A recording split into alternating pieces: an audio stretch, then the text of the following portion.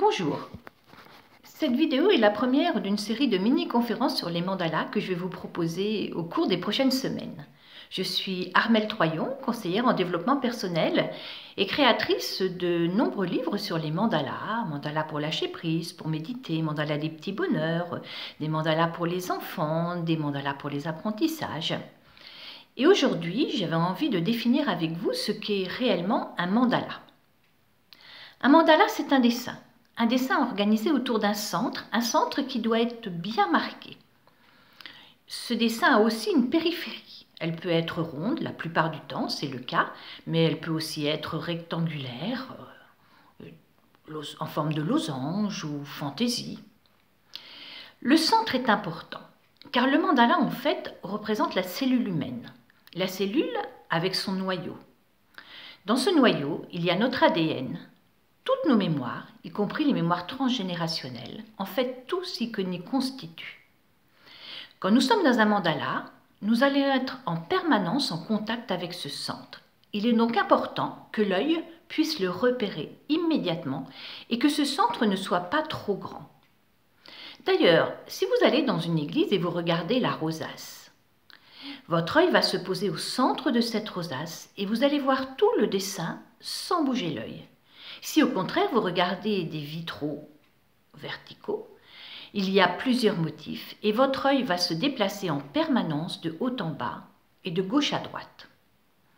Le mandala, à condition d'avoir un centre bien marqué, va donc être un dessin qui va nous permettre de nous poser, de nous recentrer. Prenons quelques exemples.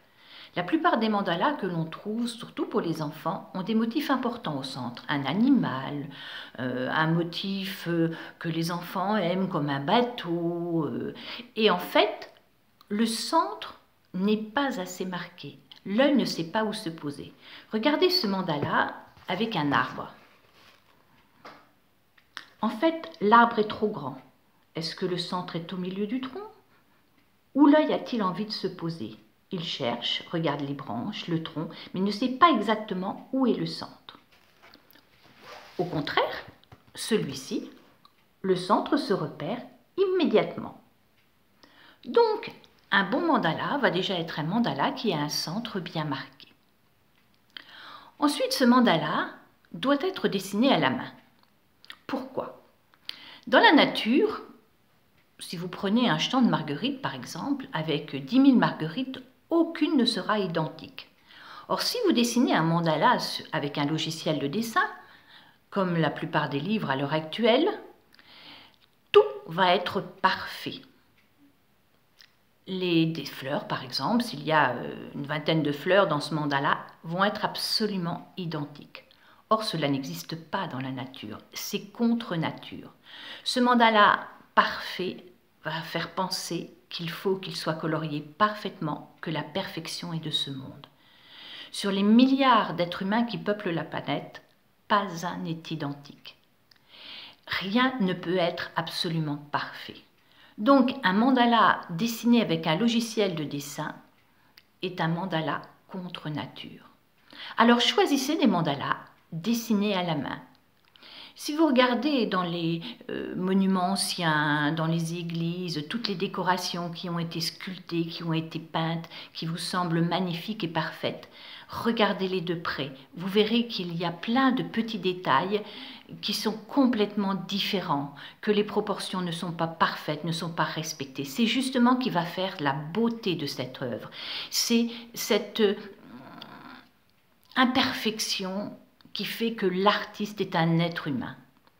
Alors, lorsque vous feuilletez un livre de mandala, regardez, laissez-vous toucher par le mandala. Un mandala créé à la main, dessiné à la main, va pouvoir vous toucher, alors qu'un mandala dessiné sur un logiciel de dessin va être quelque chose de parfait, quelque chose qui est contre nature et quelque chose qui ne vibre pas.